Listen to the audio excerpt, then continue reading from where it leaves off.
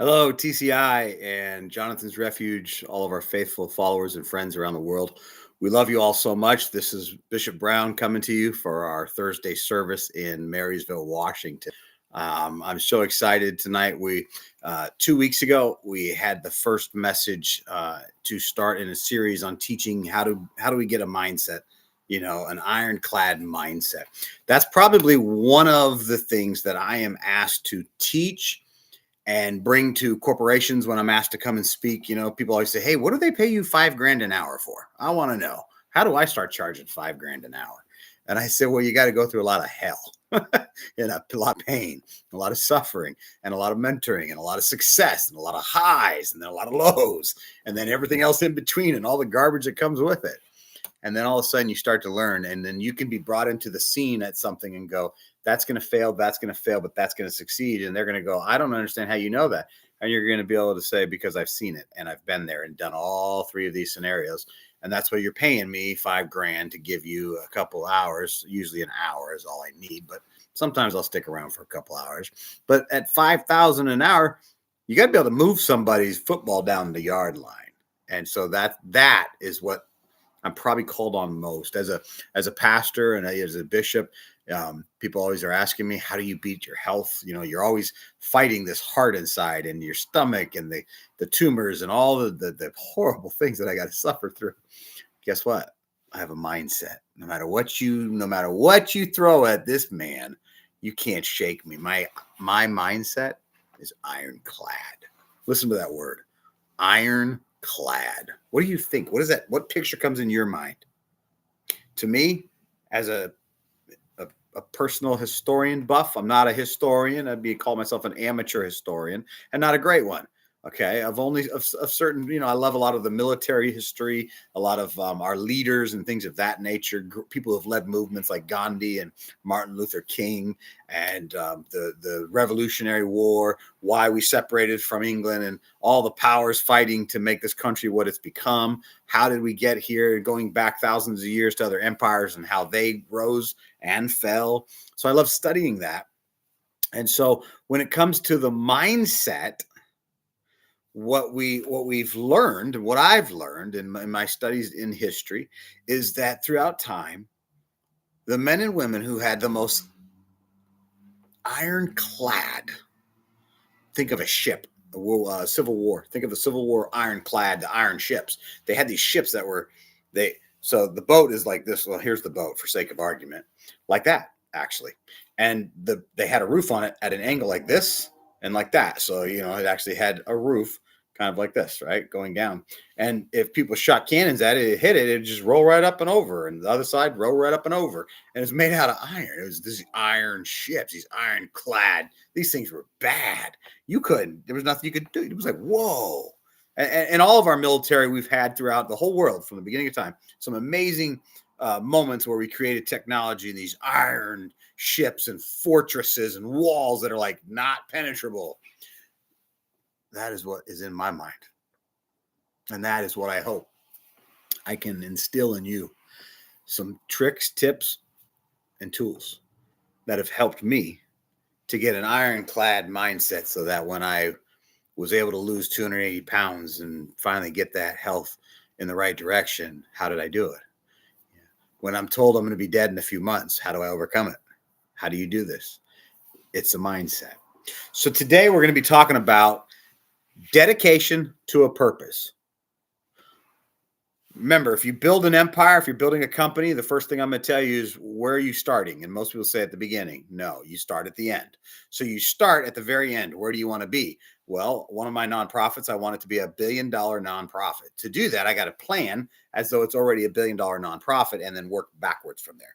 And then in doing so, I put it up for true success. It's a lot more work, but that's how you succeed. Those that just kind of wing it as you go, I did that before, and I was floundering until mentors finally showed me, you don't do it that way. You go to the end, look at what you want, and work your way back from there. Before you even put in $1, you've built the whole entire company, and you know exactly what's going to come at you in every different kind of angle. And then you think you've got it figured out, and then just then, you also then know that you have no clue what's coming, because it's all going to be scary. But If you have the proper mindset, you can accomplish anything. You can overcome every obstacle, every hurricane, every tornado, every cancer, every health crisis, every downfall in your job, in your marriage, in your life. Whatever's coming at you, you, my friend, will have the mindset to overcome it. Because that's what this lesson on the mind is I'm teaching right now. So let's discuss it. Let's go to the end. What is the end? The end is a purpose. What is your purpose? It's a great question. What is your purpose? You got to start with the end in mind. So let me give you an example. I was 450 pounds when I went to lose the 280 pounds. Got 75 off like that. Why? Was it easy? There's no such thing as easy losing weight. I had a mindset finally. And someone says, well, what was the thing? What was the aha moment? When someone said, what's your why? This is what's your why for losing weight? Aha, that's the question. And we're going to be talking about whys later. But the purpose is the end. So what is the end? The end is a healthy body so that I can try to give my physical body a chance to live healthier and longer so that I can be around, because I realized I was way out of control with my eating and my diet and my non-exercise and all the stress and the chaos. And I'm like, stop. I want a peaceful, healthy, long life. That's the purpose. Okay. That purpose is for what? Why am I doing that? That's the purpose. To get healthy is there's got to be a purpose for getting healthy. What's the why behind the purpose? Because I love my family and I love life and I want to be here for my family and I want to see them grow and the grandchildren and the great grandchildren. And I want to raise the men and women in my ministry and see those spiritual sons and daughters grow and wed them off and see their children and their grandchildren and all my spiritual children and grandchildren. I want to see the men at Jonathan's Refuge that I cherish so much grow. This company and organization and ministry is just flying fast. It's going quick, guys. And I want to see these people and watch their lives go like this with us. And it's so exciting to see that. It's beautiful. And I live for that. So that's my why, my purpose kind of molded in there. But you got to have some firecracker whys, like bam, this thing is like in your face. And I have had a few of those. I got so fat, and I'm going to share some very intimate things that are very embarrassing. So please don't laugh. I was so fat. I was 450 pounds. You're going to laugh because I'm going to say it in a funny way. But I was so fat that literally when I sat down, everybody sat next to me. I'm not kidding. I was fat. I couldn't clean myself in the bathroom physically. So if I had to go to the restroom and go number 2, I had to make sure I was home because I would have to shower off because I was too fat to clean myself. And I know I've said this before a few places, and it's tough for me to say it. It's gotten easier over the years. But you got to understand that's humiliating. So, I had this career and I'd have to hold it all day until I got home and then run in and use the restroom and then take a shower. And I remember the day that I was in showering off when my youngest son ran in the bathroom and he saw me cleaning myself in the shower. And he, of course, screamed, "Mom, what's Daddy doing in the bathroom?" And I yelled at him to get out. And he, shut the door and got out. And it didn't shut all the way. So it opened up by halfway. And I heard him in the living room with my ex-wife. And I remember very vividly. I can remember everything. I can smell the bathroom right now. I can smell the shampoo that was in my hair, the botanical garden. I can tell you exactly the everything, the details, because it scarred me. It hurt really bad. And he said, "Mom, Dad was in the bathroom. Like, it looked like he had poo all over himself and he's rinsing himself off or something." And my ex was drunk and she's laughing her head off. And she's like, "That's your dad. He's such a fat ass. He can't even wipe his own ass. He got to clean it up in the shower." And I remember my youngest son got very angry at her, very mad. And I was just in tears, bawling. That was my why. Still to this day, the image in here when I think of that. All I have to do when I, go to, you don't think I love donuts? Give me a break, man. I love going in and you get people around you who are enablers. Oh, you can have a donut once a week. Let me ask you a question. Have you ever met an athlete that went to the Olympics? Because I have. Jerry Lucas is one of them. I got a bunch of them, but Jerry Lucas was a family friend. I mean, he still is. We're not close. I think I spoke to him like 8 years ago. About 8 years ago, 6 years ago, something like that. Was the last time we spoke on a personal relationship, and then I've just kept in touch via email and other forms. I'm more in touch with his children.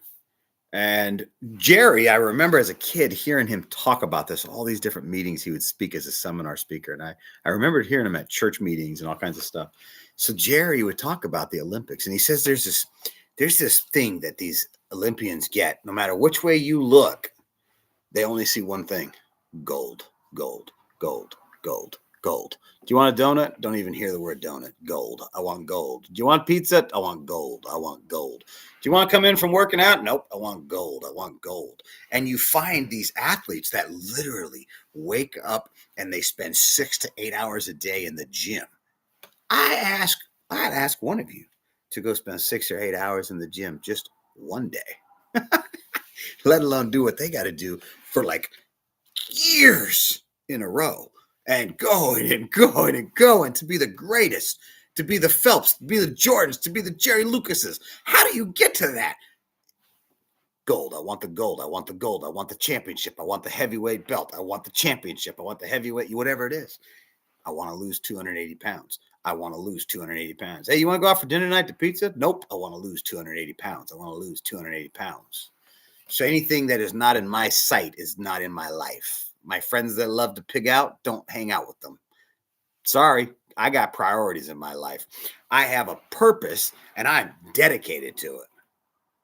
Because I don't ever want to be in a bathroom where I have to shower off again to clean myself. And I'm hoping I can teach you this mindset so you can spare yourself from ever getting that fat. See, fat guy, like I justify it. My family justified it. He's got poor health. He's got bad heart. You guys don't understand. He can't walk. He can't exercise. He can't. All legit BSs. They're still legit, but they're still BS. I could walk 20 feet, and then the next day I could have walked 21, and then the next day 22. And you say, oh, BS. Guess what? Get off your fat ass because you need to do that. That's what I used to tell people. I can't. Well, shut up.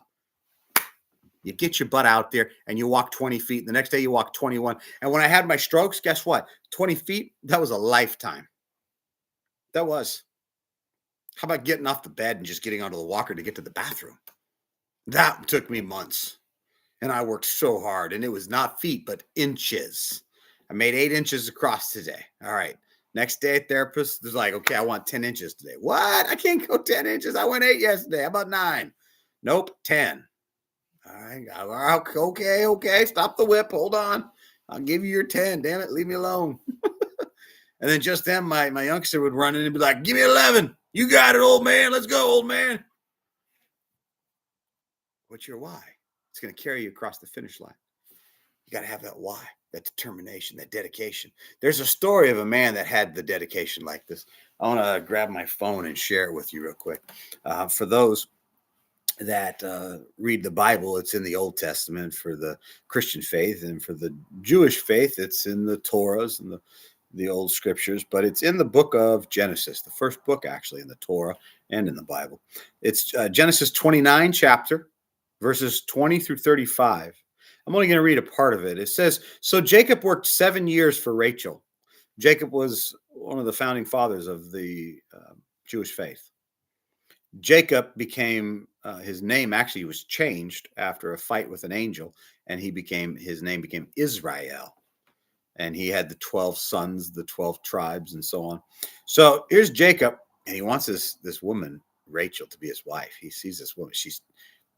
I've read a lot of material from the Jewish authors from that period in scrolls from rabbis. And what's interesting is when they discuss the Rachel, they refer to her appearance as one of the most angelic appearances. Now, I wonder how beautiful this woman must have been, because listen to what this guy does. for his why was her. She was the why. So it says here, so Jacob worked 7 years to get the hand of Rachel, but it only seemed like a few days. He loved her so much. So in other words, he went to her father and said, I would like your daughter Rachel's hand in marriage. And the father said, yes. Work in my fields, plow my fields, grow my crops, harvest my crops. You can live with us. We'll feed you and clothe you, but you're working to build my empire for 7 years.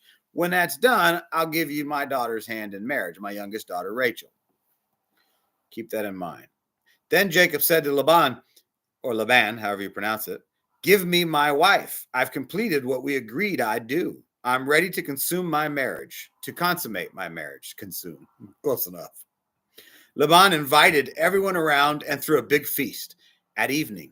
Though he got his daughter Leah and brought her to the marriage bed, and Jacob slept with her. Whoa, wait, Leah? I thought he was trying for a girl named Rachel. Takes a twist. Laban gave his maid Zilpah to his daughter Leah as her maid. Morning came.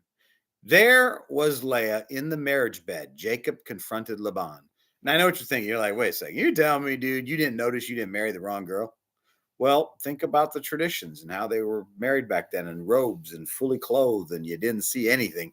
And if you actually do some research, you find out a lot of people had sex that way back then. You were fully clothed and you might not even looked each other in the face and had sex, consummated a marriage. It wasn't until you finally saw the next day when she's coming out of the bed and you're like, oh my God, that's not my wife. You've never slept with her because that's not how it worked back then. You had to marry first and then you slept together. So he has a wake-up call. And then, of course, he goes to his father-in-law and confronts him. And he says this whole thing about, that's not how we do it here. You got to marry the oldest to get to the youngest. Well, he should have, as a father, Laban should have been a straight shooter and said, this is how you do it. I mean, personally, myself, I mean, I'd have just shot the guy and taken the daughter and said, nice talking to you. I got my wife and you picked on the wrong guy. That was the old me, right? But what about his dedication? He really wanted this woman. He's like, man, she's so beautiful. So what did he do? He worked another 7 years. Listen to that. He worked 14 years. And he finally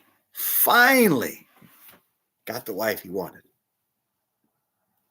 And he's one of the founding fathers of the Jewish faith and the Christian faith, and many people's lives were changed in history because of this man. And he had dedication. I wish you could see that. When you look at that resoluteness, the word resolute, firm, to stand one's ground, to not wilter to the right or left, to not wither, to not crash, to not crumble, to not fall down, but to stand firm. Ironclad. I will not fail you. I make the men in my organization a promise when they come out of prison. I promise them that if they will follow the rules and toe the line with me, that I will find them a path to success. And I stay up and lose sleep until I find that path for them. I won't fail them because I put on my blinders. And people know me, go, wait a second, that's Jonathan Brown. If he says he's going to do something, he's going to do it. You know, I set out to accomplish the PCT in a walkthrough at one time from Mexico to Canada, and my heart and body has collapsed and failed, and it's fighting me tooth and nail. The doctors are fighting me, and no one wants to touch my body. They just want me to go home, take some medications, and die. That's what everyone wants from the medical world. And I say, you know what, to you? Not happening. Okay? So we're going to fight. Okay. So how do I fight? See, the people around me don't ask, is Rev ever going to finish the PCT? That's not what people that know me say. People that know me say, when is Rev going to finish the PCT? Because I have an ironclad, firm, steadfast. It will be there. If I tell you I'm going to be there, if I give my word, I will die before I break my word. It is the most important thing that my father instilled in me. All three of my dads, D1, D2, D3, used to beat this one into me. A man is worthless. A human is worthless without their word. If you can't keep your word and you say, well, I couldn't keep my word because my boss or my wife or my kid, I don't care what it is. If I give my word, I'll be there. If I say I'll be at the jail when you're walking out that door, I'll be there. No one's ever, ever, ever, ever, ever, ever not seen that fulfilled. It's ironclad, steadfast dedication. It's that 7 years to get found out that you didn't get what you were promised and you got bamboozled. And now you got to wait 7 more years to get what you want, what you were promised already. Man, I tell you what, that's dedication. Now I esteem to find myself that ironclad mindset because, wow, whoo, you think I got an ironclad mindset. Well, I can't wait to speak to that spirit, man. When I get to heaven, connect to the great architect and the one consciousness that we all are. I can't wait to say, seek out that consciousness, man. How did you have the dedication to go 14 years? And what does she look like? What was your why? I want to know. Not just what we can read about. I want to know personally and experience that through your being. It's a great story. I encourage you to read the whole story sometime. Chapter 20 in the book of, what was it, 29? Chapter 20 or 29. So check it out, guys. This is this week's message. I love you all so much. When we're discussing the concept of your purpose, this week in chapter 29 of Genesis, we just went through that with Jacob and his wife Rachel and Leah and the father Laban and all the bad crap that went with it and the amazing beauty that followed from it. So next week we'll be bringing some more things about this purpose and this dedication to come up with this mindset. So, if you want to start thinking, what is it you got to start thinking about? What is your why? I have a friend of mine, Amanda. She works for one of our nonprofits. I know one of her whys is her daughter. Her daughter's at the forefront of everything she does. When someone says, questions her sobriety, she just looks at them and goes, "Are you crazy? I have a daughter." That's like literally what she thinks. When her brain triggers her, when an emotion or a smell comes in and she's like, "Ooh, I'd like a drink," or "Ooh, I'd like to go get high." All of a sudden, she says her brain's now wired where it goes, "You have a daughter. Oh, yes, thank you. Never mind. Nice talking to you, emotion. I don't need to go get high. I don't need to go get drunk. I have a daughter." She has the ironclad resolved, stuck firm, steadfast in her mission. Great job, Amanda, for catching that. All right, guys, I love you so much. God bless you all. Live a life. Remember, get out there, be positive, right? As we live a positive life. For those that want to donate, please reach out to us. That we got everything from the Venmos and all the different ways, and you can mail checks and you can put money on the website. Please help our cause. We are changing the world one person at a time. We're fixing the homeless. We're fixing the population in our area for the homeless. We have plans for the October house to open for our new headquarters for Jonathan's Refuge. There's so much exciting things happening. We can use your support. We still need another work truck. If anyone's got a truck out there, we can look for someone wants to donate a truck to us. We sure could use one more. We're moving that much stuff, and that's how fast this organization is growing. So we are so grateful for all of you. We love you so much. God bless you all, and I'll see you guys out on the trail of life.